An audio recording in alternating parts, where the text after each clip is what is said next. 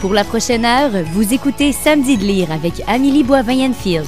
Bonjour tout le monde, bienvenue à l'émission Samedi de lire. Aujourd'hui, je reçois l'auteur Gabriel Anctil. Bonjour Gabriel, vous allez bien? Oui, merci. Il fait très beau dehors. Bien content d'être ici. Faites du bien. Et pour vous présenter à mes auditeurs, alors vous êtes écrivain, scénariste, père de 2 enfants. Vous avez étudié en cinéma et vous travaillez depuis plusieurs années en télévision. Oui, c'est ça, exactement. Presque depuis ma sortie de l'université. Et puis depuis 1 an et demi, j'ai vraiment plongé. Puis là, je vis de ma plume, entre guillemets. Là. Donc, je suis scénariste pour la télé, j'écris des livres pour enfants, des livres pour adultes. Je travaille aussi en radio. En tout cas, c'est ça, il faut multiplier les médiums. Et puis, je réussis à vivre avec tout ça. Premier roman qui a été lancé, qui s'appelle Sur la route 132, il y a de ça quelques années. Est-ce que vous voulez un peu raconter aux auditeurs quelle était l'histoire de cet ouvrage-là de chez Illitrop, en fait? Oui, c'est ça. Ben, Sur la 132, c'est un roman, ça m'a pris 3 ans à l'écrire parce que ça fait plus de 500 pages et c'est inspiré du fait que j'ai habité 4 ans dans le Bas-Saint-Laurent puis en Gaspésie. Moi, je suis un Montréalais, je suis né à Montréal, mais après l'université, j'ai décidé En fait, j'avais une curiosité par rapport à la région, aux régions éloignées du Québec. J'avais fait le tour de la Gaspésie, là, un peu comme tout le monde, sur le pouce, au mois de juillet. Mais là, je voulais vraiment découvrir c'était quoi la vie régionale. Donc, j'ai vraiment habité 4 ans. Donc, j'ai passé 4 hivers, hein, c'est ce qu'ils disent là-bas. J'ai survécu à 4 hivers. Et après ça, je suis revenu à Montréal. Mais cette région-là m'a beaucoup marqué et m'a beaucoup inspiré. Donc, quelques années après mon retour, j'ai décidé d'écrire un roman. Donc, qui a des parallèles avec ma vie, mais en même temps, c'est vraiment de la fiction avec des personnages inventés et tout.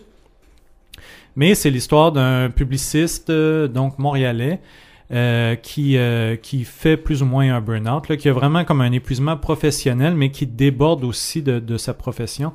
Il est tanné de sa vie en général, du milieu dans lequel il est, qui est un milieu très superficiel. Donc, il va tout quitter, il va quitter Montréal pour aller vivre dans le Bas-Saint-Laurent, dans la région de Trois-Pistoles, en plein hiver. Donc, il part sur un coup de tête, il va louer une maison sur Internet. Et donc, le roman raconte, c'est ça, son départ de Montréal. Et le gros du roman se déroule dans la région de Trois-Pistoles, où il va apprendre à vivre comme les gens dans cette région-là. Mais il va vraiment plonger dans la vie régionale. Puis l'hiver, c'est vraiment différent de l'été. Donc, la plupart des cafés, il y a beaucoup de restaurants aussi qui ferment. Les touristes sont partis, les jeunes aussi retournent à l'université ou au cégep et ils vont étudier. Et donc, il va découvrir toute une panoplie de personnages, donc des gens dans son village qui vont l'accueillir à bras ouverts. En fait, il va comme découvrir qui il est lui-même en même temps. Il va découvrir les beaux paysages du Bas-Saint-Laurent. Donc, c'est ça, c'est comme un road novel, là, dans la plus pure tradition, mais qui se déroule dans le Bas-Saint-Laurent. Premier roman qui a connu quand même un très, très bon succès pour un premier roman. Il faut le faire, là. Ouais, moi, j'avais vraiment aucune attente, là. J'étais juste content d'être publié, ce qui est déjà un exploit, là. Si on regarde les pourcentages là, de manuscrits soumis et de textes publiés. Mais oui, ça a été très, très bien accueilli. Ça vend encore très bien. Ça fait 3 ans à peu près que c'est sorti. Et donc, il y a eu 4 réimpressions. Fait que ça m'a comme... Je me suis fait un peu un nom avec ce roman-là, mais ça a été très bien accueilli. Puis ce que je suis content, c'est que c'est sorti des cercles littéraires montréalais, si on veut, là.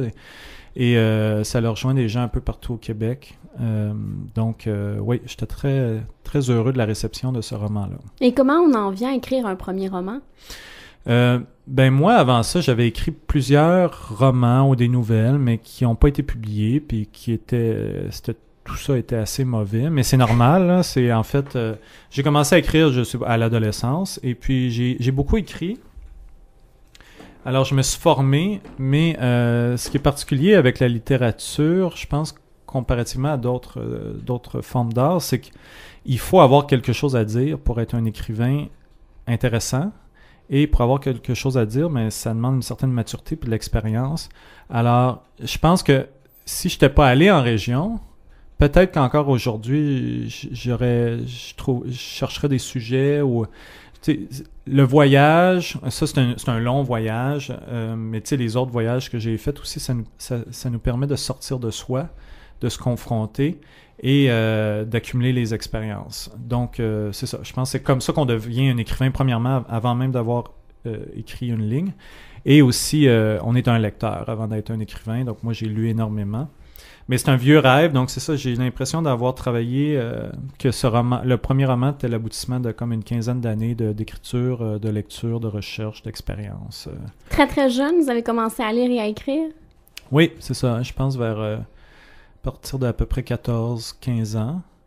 Mais là, c'est ça, on est très centré sur soi-même, on gratte nos bobos beaucoup. Ben, il y en a qui en restent à ce stade-là toute leur vie, là, mais en tout cas, dans mon cas, c'est normal, parce c'est ça, on a peu d'expérience, donc on a l'impression que tout ce qu'on vit est comme unique et particulier.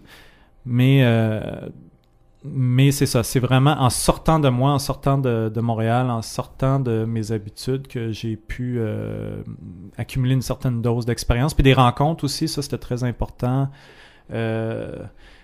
Aussi, je sais pas, c'est une façon de voir la vie, je pense. Être écrivain, là, Dany Laferrière a dit ça, c'est comme c'est un angle sur la vie, donc c'est beaucoup d'observation. Je sais que moi j'aime beaucoup écouter les gens parler. J'ai comme une oreille où après, si je réécris un dialogue que j'ai vécu, là, je vais l'écrire presque mot pour mot. Après, je vais l'arranger pour qu'il soit lisible et tout. Mais j'ai comme exercé une certaine mémoire des sons et des gens, des personnages. Donc, c'est ça, j'accumule. Puis là, avez-vous besoin d'écrire dans un calepin régulièrement quand on a des idées comme ça ou qu'on entend des gens dire des trucs? Pas tant que ça. J'écris des fois des expressions là, qui me marquent. Mais sinon... c'est ça, les idées tournent dans ma tête, puis là, ils mûrissent et à un moment donné, sans trop forcer, ils vont sortir sur papier. Mais quand je plonge, là, j'écris assez rapidement. Là, je tape de façon frénétique quand je suis capable d'atteindre une certaine concentration, puis là, je peux écrire quelques milliers de mots par jour. Là. Alors là, ça va très vite. Vous écrivez à la maison, dans un café? J'écris surtout à la maison. Le premier roman, en fait, la petite histoire, c'est que j'ai 2 garçons, puis mon deuxième fils a pas fait ses nuits avant l'âge de 2 ans. Donc pendant 2 ans, j'ai à peu près pas dormi. Alors au lieu de virer fou, ben, j'ai commencé à faire beaucoup de sport, mais j'ai commencé à écrire la nuit. Donc j'avais comme un espace à moi mental, ça m'a fait du bien, parce que sinon j'avais aucun autre espace dans la vie. Et fait que j'ai commencé à écrire comme ça mon roman jusqu'à, 500 pages. Mais sinon, j'ai besoin d'un certain rythme, donc d'essayer d'écrire à chaque jour, mais c'est pas évident, j'y arrive pas toujours. Mais quand je plonge dans un roman, pour avoir une certaine suite dans les idées, j'essaie d'écrire à chaque jour. Dans le calme ou avec la musique? Avec la musique, mais comme pas des paroles en français, ça me déconcentre. Mais sinon, ouais, de la musique instrumentale, du jazz, mais sinon, ouais, assez dans le calme.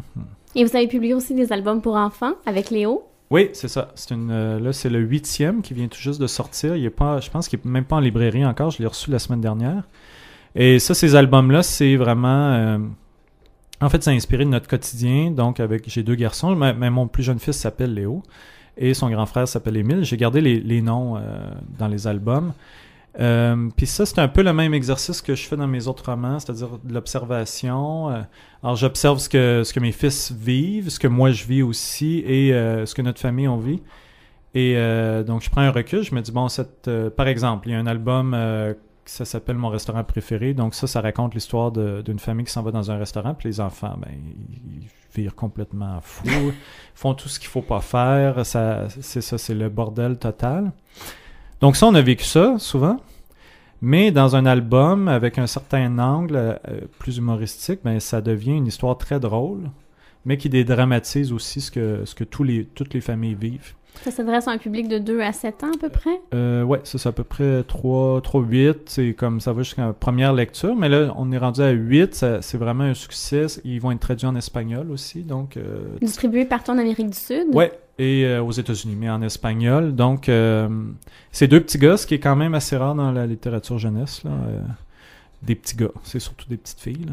Et comment ils ont réagi, vos garçons, de savoir qu'ils étaient dans des ouvrages? Ouais, eux, je pense qu'ils réalisent pas tout à fait, là. Ils sont comme...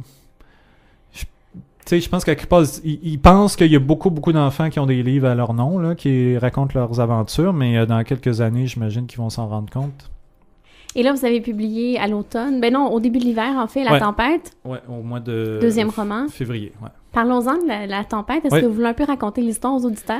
Oui, ben ça, après un premier roman, Road Novel, je suis allé complètement à l'opposé, puis c'est un huis clos, donc qui se déroule sur 4 jours, et ça se déroule pendant la crise du verglas, d'où le titre La Tempête, la crise du verglas de 1998.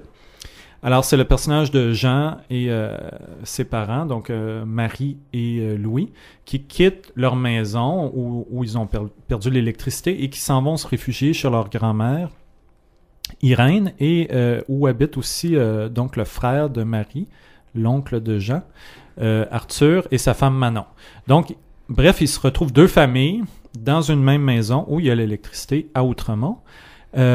Et c'est un huis clos. On va suivre donc ces personnages-là qui vont cohabiter. C'est vraiment de la promiscuité. Donc, ils se pilent un peu sur les pieds.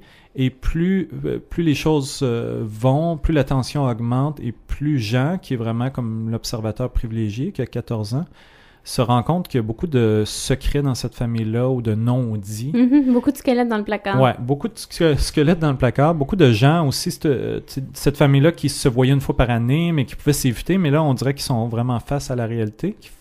Ils doivent faire face à la réalité. Et puis, c'est ça, les secrets vont sortir à un jusqu'à l'explosion Parce que Marie et Arthur, ça fait plusieurs années qu'ils se parlent plus, là. Oui, c'est ça. En fait, Marie a comme quitté la maison à 18 ans, puis Arthur, c'est son grand frère.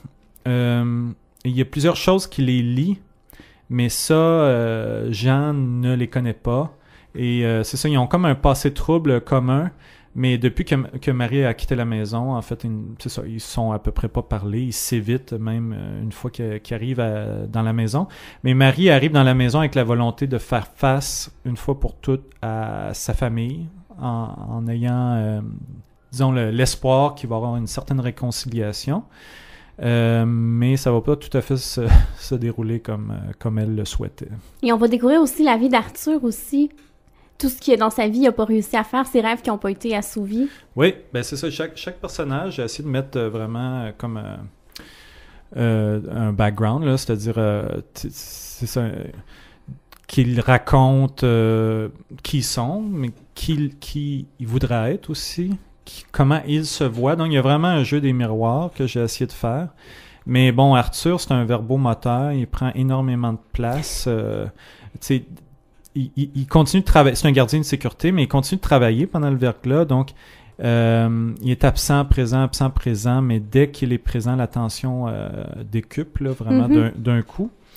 Donc, lui, à quelque part, il est comme resté un peu prisonnier de son passé, de certains rêves qu'il avait. Il était musicien dans des clubs, dans un band de cover. Et puis, pour lui, c'était comme la belle période, et puis il n'arrête pas de revenir à ce passé-là. En tout cas, bref, il y a plusieurs frustrations dans sa vie qui vont sortir pas tout à fait toujours de la bonne façon, là, mais ce huis clos-là, c'est ça. Moi, c'est ça qui m'intéressait, parce que le verglas, c'est un événement, moi je l'ai vécu, donc à Montréal. Si vous me permettez, Gabriel, on s'arrête et on revient, on continue de parler de la tempête. OK, pas de problème.